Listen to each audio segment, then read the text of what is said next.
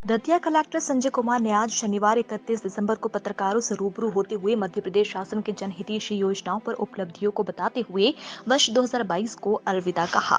New collectorate के सभाकक्ष में कलेक्टर संजय कुमार ने वर्ष 2022 में जिला प्रशासन के द्वारा दिए गए जनहितैषी कार्यों को बताते हुए जन सुनवाई के सिस्टम निदान की तारीफ की। उन्होंने कहा कि गौरव दिवस अथवा अभियान मेरा बच्चा और जल जीवन मिशन के तहत बनाए जा रहे मॉडल की चर्चा की।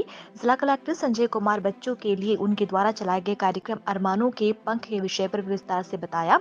कलेक्टर ने शिक्षा व्यवस्था को लेकर उनके द्वारा चलाए गए कार्यक्रम विद्या उद्यान की उपलब्धियों को महत्वपूर्ण बताया है। जिला कलेक्टर संजय कुमार ने शासन के मंशा के अनुरूप दतिया के पर्यटन विकास को लेकर भी महत्वपूर्ण चर्चा की। उन्होंने कहा कि ग्वालियर गौरव दिवस के संबंध में जब चर्चा हो रही थी, मीटिंग हो रही थी, तो माननीय मुख्यमंत्री जी ने दतिया गौरव दिवस की चर्चा की।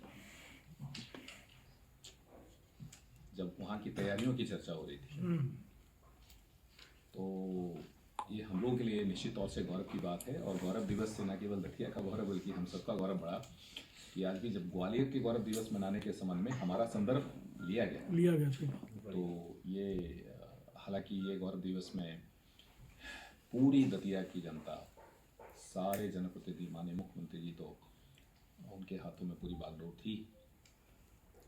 कई जिलों ने मांगी सर यहाँ से कैसा बना, तुमने कार्यों ने मांगी कैसा बनाया था आपने, कई जिलों ने मांगी। तो बट ये थी कि ज़रूर हम लोगों ने उसको एक सुनिश्चित कार्यक्रम के तौर पे किया और कोई एक दिन का प्रोग्राम ना करके उसको पूरा एक महीने का प्रोग्राम किया और छोटे छोटे कार्यक्रम से लेके बड़े बड़े कार्यक्रम की एक श्रृंखला बनी और वो श्रृंखला की अपनी एक पहचान बनी और वो एक मॉडल के रूप में ही गौरव दिवस मनाने के मॉडल के तौर पे माना गया। सो ये निश्चित तौर से बड़ा ही गौरवशाली साल हम लोगों के लिए रहा, जहाँ पे एक तरफ खाद्यान्न उपार्जन में जो हम लोगों ने काम किया वो एक अपने आप में मॉडल है। अभी मैं आपसे शेयर करना चाहता हूँ, एक दिन अभी हमारे पास बांटने के लिए राशन में चावल की कमी थी, तो हमने एमडी नान साहब से बात किया, हमने साहब चावल चाहिए।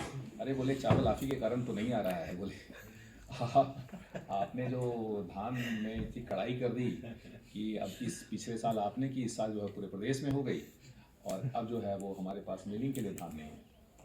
तो निश्चित तौर से जो बासमती धान है वो सब व्यापारी खरीद रहे और जो सरकार के पास खरीदी होती थी वो सब यूपी का मोटा धान होता था और उसमें जो 500 रुपये का जो प्रॉफिट था उसका पूरा खेल था और उसको हमने बंद किया। तो निश्चित तौर से वो पूरे प्रदेश में मुझे लगता है कि सैकड़ों करोड़ रुपए की बचत उससे हुई होगी शासन। तो ऐसे कई क्षेत्रों में विद्योत्थान हमारा अपने आप में एक मॉडल बनता जा रहा है। जैसे कल ही कमिश्नर साहब ने कहा कि भाई हम उसको पूरे संभाग में लागू करेंगे और उन्होंने उसका राइटअप वगैरह बुलवा भी लिया है। उसको एक मॉडल जो उसका है हम आपको सर्कुलेट कर देंगे, इनको मीडिया को उसका पीपीटी दे दो। तो अभी तो उसका एक वर्किंग मॉडल था बट उसको हम लोगों ने एक डॉक्यूमेंट कर दिया है, तो उसका डॉक्यूमेंट हम आपको भेज देंगे।